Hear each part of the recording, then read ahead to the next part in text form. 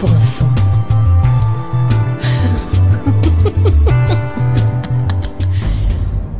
Pourquoi je dois écrire des trucs? Ouais, t'as une rédaction. Ouais, il y a une petite dictée. Voilà, ça, je Ouais, suis parce que incollable. Alors là- les dessine en direct ce que l'émission t'inspire. C'est un concept. Ah ouais, avec de l'humour, des trucs, des blagues. ou des- Notre invitée a une carrure assez impressionnante et une jolie voix grave qui l'est tout autant. Pourtant, c'est en tant qu'animatrice de Minitel Rose qu'il commença à titiller l'écriture. Personne ne pourra l'accuser d'avoir été recruté à ce poste pour son physique. Mais de lui aujourd'hui, on connaît surtout les mots, ses phrases, sa ponctuation, favorisant une utilisation inhabituellement persistante de la parenthèse. Il faut dire qu'il l'a lui-même expérimenté, mettant sa vie entre parenthèses il y a 26 ans, restant cloîtré chez lui une année entière, seul, sans parler à personne. Quelque temps plus tard, c'est pourtant à tous qu'il s'adressa, parlant de lui, entre autres, dans ses 7 premiers romans. Il y a quelques mois, c'est sur le destin d'une femme qu'il posa son regard, son intérêt et ses valises, sur le parcours d'une meurtrière qui défraya, en l'effrayant, la chronique judiciaire des années 50, Pauline Dubuisson.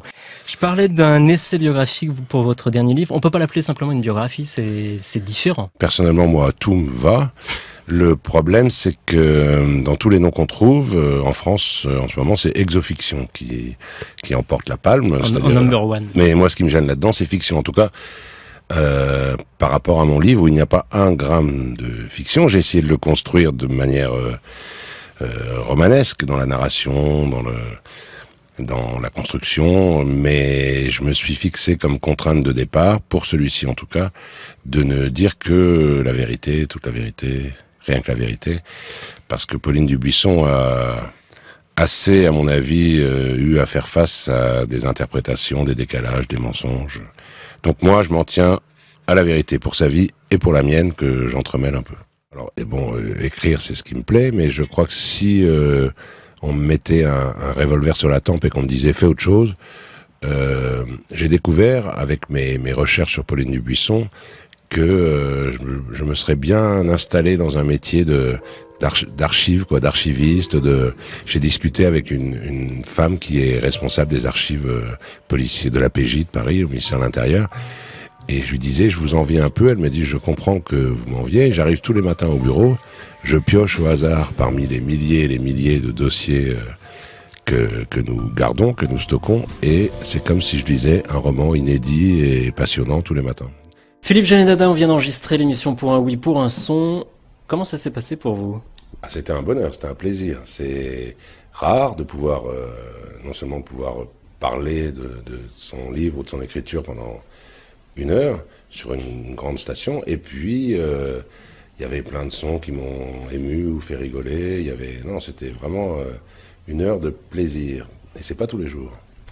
Votre nouveau livre s'appelle La Petite Femelle, c'est l'histoire de Pauline Dubuisson. Comment est-ce qu'on décide de choisir un personnage comme elle et d'y consacrer 2 ans de sa vie et un peu plus de... Combien? 500 pages?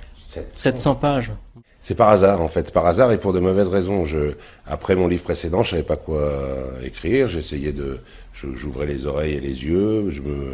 Je sortais un peu de l'enfermement de l'écriture pour voir si un sujet ne passait pas à portée de main. Et puis j'en parlais dans le bistrot en bas de chez moi. Il y a un bistrot où je vais tout le temps, où il y a des habitués, des gens très différents. Et une jeune femme qui était là m'a entendu parler. Je disais que je voulais essayer de parler de quelqu'un en marge, pour une raison ou pour une autre, plutôt une femme. Je savais pas trop, j'étais un peu flou. Et elle m'a offert un livre sur les femmes criminelles au XXe siècle, un truc grand public, assez mal écrit, mal documenté, mais bon, alors, il parlait de Violette Nozière, de Marie Bénard, des Sœurs Papin, de Valérie Subra, enfin de toutes les femmes criminelles au XXe siècle. J'en connaissais pas mal. D'autres je connaissais pas, mais qui m'intéressaient pas spécialement. Et Pauline Dubuisson, je tombe sur cette page, j'avais jamais entendu, c'était il y a 2 ans, j'avais jamais entendu ce nom-là. Il y avait une photo d'elle, alors là c'est peut-être mon côté homme, elle a quand même une tête assez tragique, un peu dangereuse aussi, un peu à la fois... C'est la photo qu'on voit sur la couverture ou non? Non, ça c'est une photo assez rare que j'ai trouvée, c'est pour ça que je l'ai mise en couverture. Mais non, c'était une photo au tribunal où elle était plutôt comme ça, la tête en l'air, elle défiait ses juges. Bon, elle ressemblait un peu à Ava Gardner, enfin ce côté un peu à la fois attirant et inquiétant. Bref, donc ça c'est des mauvaises raisons, hein. Donc j'ai lu son histoire et puis surtout elle était décrite dans les 10 pages de cet ouvrage comme une fille perverse, cruelle, méchante, sans âme, dont le seul but était de faire souffrir le plus d'hommes possible dans sa vie et puis elle a tué le seul qui lui est résisté. Enfin bon, et je me dis pour une fois, parce que souvent dans mes livres on me dit il y a beaucoup de tendresse, d'affection, quelle empathie pour les personnages.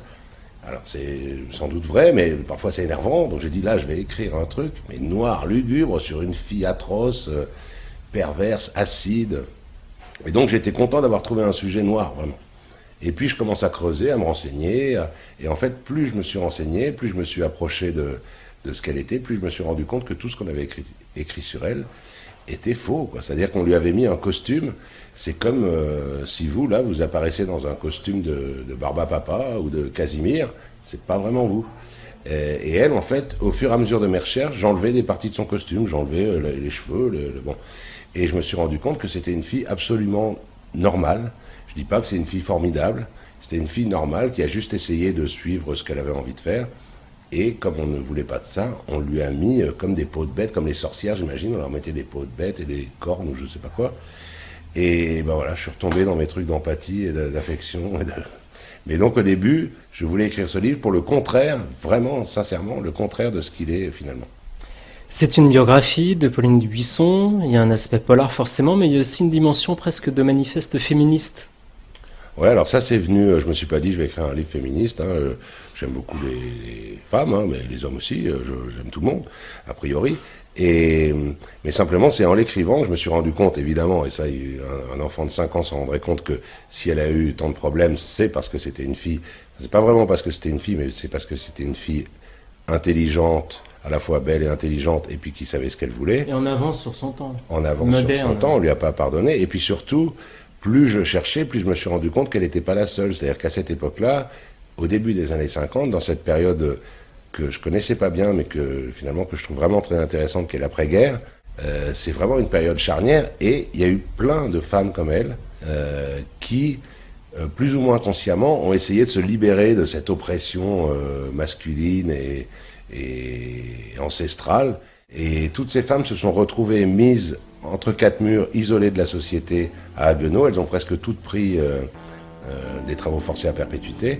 Et du coup, j'étais obligé, il aurait fallu que je sois aveugle pour ne pas me rendre compte que ça avait un rapport avec le fait que c'était des femmes.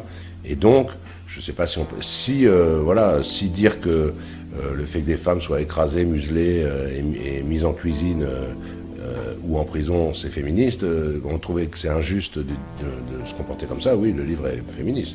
C'est juste un livre qui dit c'est pas bien ce qu'on a fait à toutes ces femmes. Merci beaucoup. Merci à vous.